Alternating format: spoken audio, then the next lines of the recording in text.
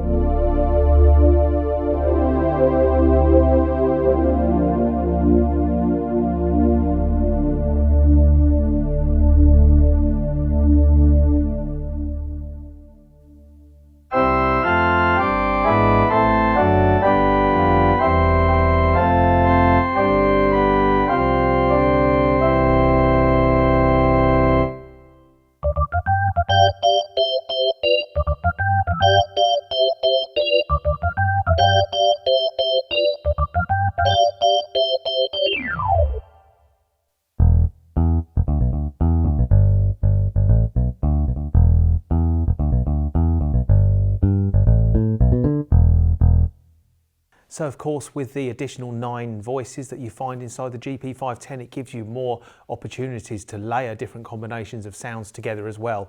And what I've done in this particular example that I'm just going to play you very quickly now is I've layered the new pop piano with the synth pad sound. So these are both exclusive sounds to the GP510, and it's great for recreating that classic kind of Elton John piano sound. So have a listen to this.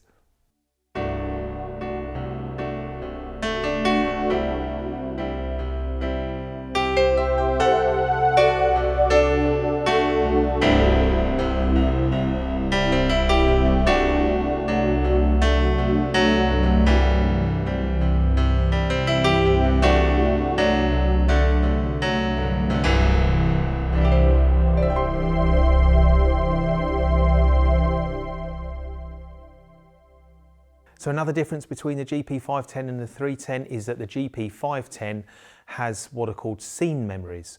Now a scene memory is really a setup that you can store your own settings into. So for instance, if you make changes to the acoustic simulator or the hall simulator, or you layer two sounds together or split the keyboard, all of those settings can be stored and given a name as well so that you can recall them instantly. So the 310 doesn't have this feature, the 510 does. So you can store all of your settings and recall them very, very quickly. There are also some preset scenes built into the GP510 which have been modelled on specific pianos which would have been used by certain composers. So you have a Chopin piano, a Beethoven piano, a Liszt piano, and various other scenes which are already set up in the factory. So in effect, it's almost like you've got some additional sounds to play with. So the other musical difference between the two models is found inside the acoustic simulator settings on the GP510. So the acoustic simulator gives you control over various parameters that will alter the piano sound, and you can actually tailor it to your own taste. So you have control over things such as hammer response, lid simulator, damper resonance, and if we scroll through, you've got damper noise, string resonance. However, in the GP510 you have this extra parameter for open string resonance, so this simulates the sound of the harmonics of the strings which don't have any dampers inside a grand piano. So it kind of adds a little bit of extra sparkle to the top end of the piano sound. You've got aliquot resonance as well. Again, this is exclusive to the GP510, and that again adds an additional harmonic to the sound in the top end of the piano, and it just helps with the brilliance and the dynamic projection of the sound. You have two other parameters here again which are only in the GP510, that's the pedal action noise and the key on action noise. So I'd like to demonstrate the sound of the pedal action noise for you. So if you imagine in a grand piano, when you press the damper pedal, the whole damper mechanism inside the piano actually moves, and it does make a mechanical noise. Now Casio have recreated that noise, and you've actually got control over how much of that is present in your performance as well through the acoustic simulator. So what I'm doing first of all is I'm just going to turn the sound of the damper pedal noise up to maximum so that you can hear how it sounds.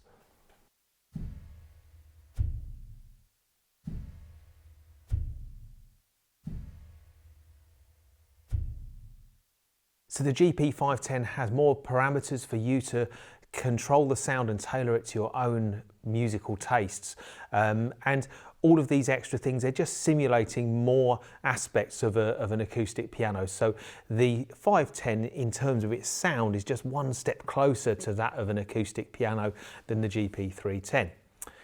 So what's really important to remember is that both instruments are fitted with Casio's Grand Hybrid keyboard mechanism. Now this was developed in collaboration with Bechstein, the renowned German piano manufacturer, and as you can see, it's got a nice long wooden key stick with a balance pin in the middle, which is really important to get the right touch response and the right feeling into your playing. But you also have a hammer mechanism on the end of it there which goes up and down, and in fact both models you'll see the lid actually lifts up and you can see the hammers moving inside there. So both the GP310 and the 510 have this keyboard which is really, really nice to play, very, very responsive. So that brings me to the end of my comparison between the GP310 and the GP510. Both instruments feel really wonderful to play, and they both have the same three core piano sounds, and that's the Berlin Grand, the Hamburg Grand and the Vienna Grand. The GP510 just has some additional features and additional sounds that could just be the icing on the cake for some players, and of course you've got this beautiful polished ebony cabinet which is really lovely.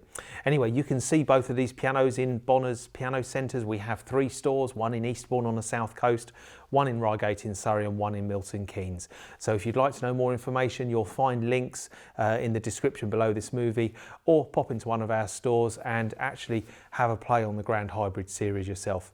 Anyway, thank you very much for watching this video, and I'll see you in another one of my piano demonstration movies.